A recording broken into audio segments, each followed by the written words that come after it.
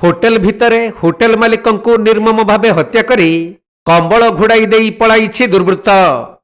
बालेश्वर जिला सिमुलिया थाना 16 नंबर जातीय राजपथ पार्श्व जामझाड़ी बजार निकटरे थिबा एक होटेल भितरु मालिकंक मृतदेह को उद्धार करा जायछि।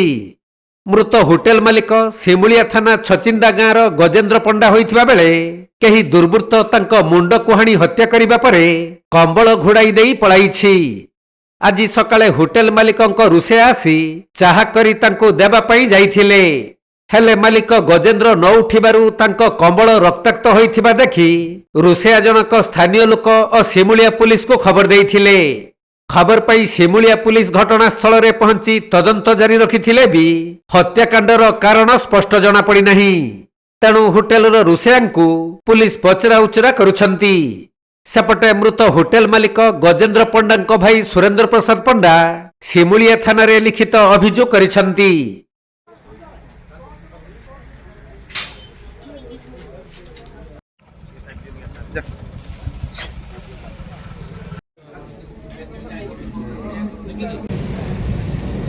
बालेश्वर जिला सोररू सुमंत दास रिपोर्ट कोणार्क लाइव।